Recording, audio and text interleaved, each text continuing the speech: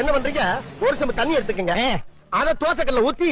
அதுக்குன்னு வழக்கமா ஒரு விளக்கமா வச்சிருப்பீங்கல்ல, ஆமாங்க, அத அடிப்பக்கமா திருப்பி சரிங்க, வரட்டு வரட்டு வரட்டுன்னு ஒரு 4 இழுப்பு இழுத்து சரிங்க, நல்லா கழுவி விட்டுருங்க. சரிங்க. ஒரு கிண்ண நிறைய மாவு எடுத்து